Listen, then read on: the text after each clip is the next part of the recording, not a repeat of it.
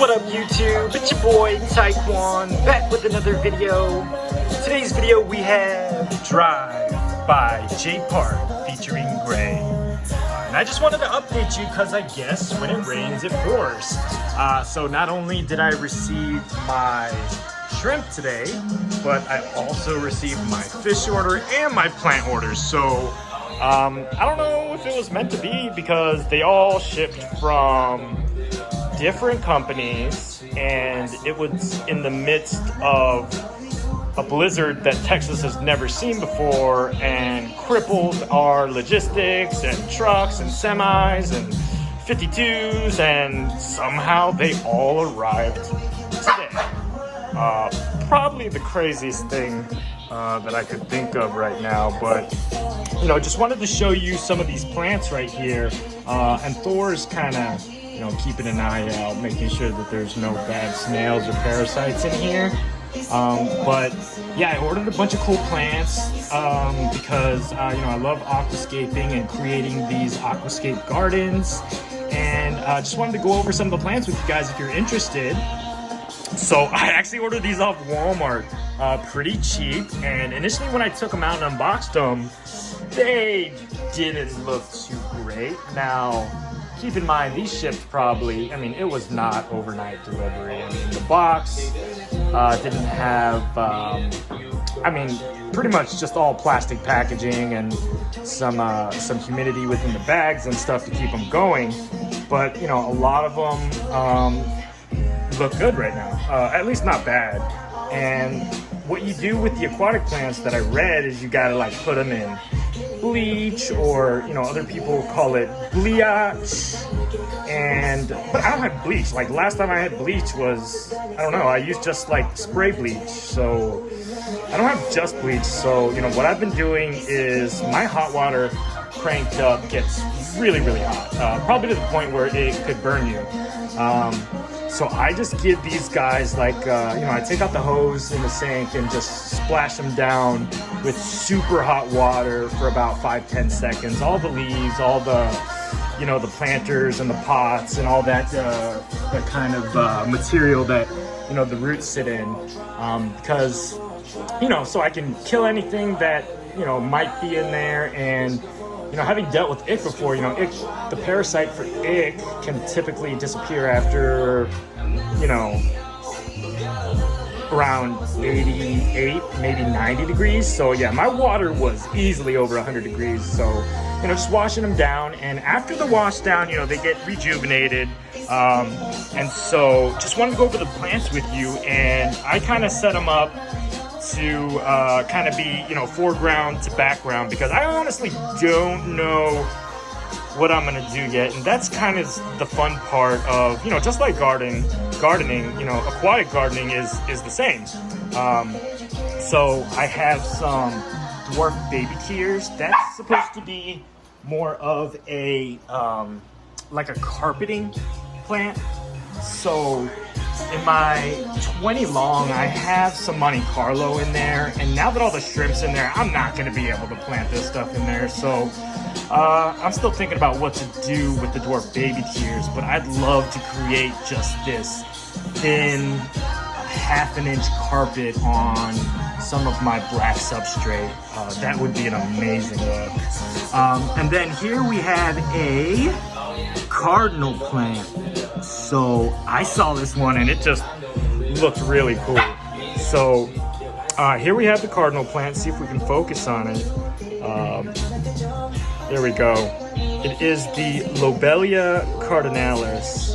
It's a true aquatic foreground plant, which is kind of weird because it looks like it's gonna grow and be pretty tall and long, but maybe it just stays around that size, or maybe it grows horizontally versus vertically. So I don't know, really interesting plant there, the cardinalis. So I saw that, and most of you guys probably know about anubias, but hey, Hira, chill. This one is a Anubia nana, or a narrow leaf Anubia. So this guy just looks a lot different than, say, you know, your standard Anubias there. So the narrow leaf, I see it in the color and in the texture and in the lining. But yeah, this is a narrow leafed Anubia compared to the one right there. So I'll find a nice place for that. And then I actually was supposed to order this last time, but I made the mistake. So this is dwarf hairgrass, and it's pretty awesome if you can get it to stay.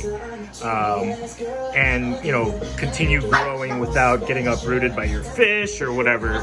The dwarf versus the long stuff is just so much better. I wouldn't recommend really the long stuff ever, just because it's already too long for most 20 when you first get them. So, you know, for instance, in my case, and I'll show you this fish later, but like those are some of the long, and that's, you know, pretty tall tanks. So, you know, it's just way too tall. It'd be a great background plant, but you know, this is what I meant to buy the first time and accidentally didn't choose the dwarf and the regular.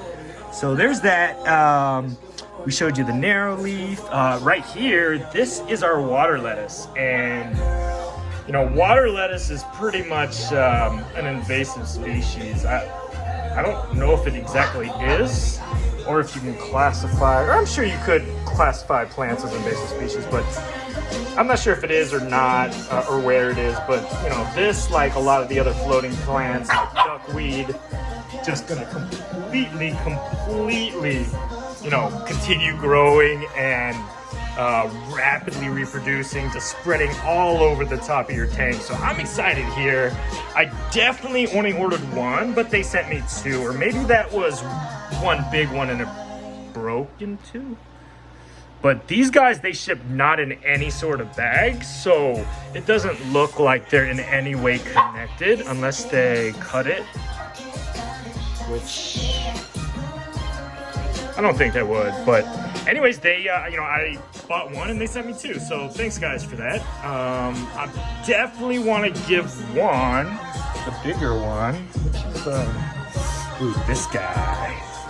I definitely want to give one to my mixed aggressives because they don't have anything on top and there's a lot of current, and this thing's just gonna float around and move and provide them a little bit of shelter, but also as its roots grow, and you know, obviously this tank is high enough where its roots can grow and create kind of this dense flowing network going from top to bottom, which is really cool because I can't plant anything in here because the current's too strong, besides the Anubia that was already planted on the rock here that I got from Petco. So yeah, that was that one. And then we also have a crypt parva, and this is a cryptocorine parva. It's a true aquatic mid to foreground plant requiring moderate light. This is the only one that I bought from Walmart where it's like, come on, man, we hungry, and you sent me this tiny little guy. But you know, I can't complain. I mean, I'm not gonna lie, buying a crypto somewhere else probably costs twice as much. So you know, the right aquatic gardener, and you give him a plant and it's going to continue to grow as long as the environment's nice and you know, he knows, you know, how to kind of raise plants. So do we skip any? We got this guy. What are you? You are this is an Anubia coffeefolia. So I was really drawn to the look of this plant because this Anubia, obviously, so let me put the Anubias together so you get a better look.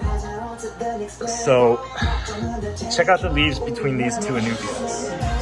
So this is the narrow leaf Anubia right here. And then this one right here is the coffeefolia. And I don't know if it is related in any way to coffee, but it has to be, right? Because it's called coffeefolia, which foliage and coffee, I don't know. Who knows? But yeah, these all look, you know, pretty strong and pretty good to go. And then finally, I'm excited because I got these two background or mid to background. You know, this is just this is an Anubias frazeri, and you know, all the Anubias are so cool because there's so many different types and species and breeds of Anubia. You know, like this one is nothing like you know, the narrow leaf or the coffee folia. This ones are kind of more long and narrow, kind of like the parva is. And then finally I got my red flame sword back here. So I'm really excited. Thor's really excited. I hope you liked the video. I'm gonna show another one here, just taking everything out and kind of, you know, architecting what I want to do with this aquatic garden. So, you know, please subscribe, make sure you hit that like button, and peace out.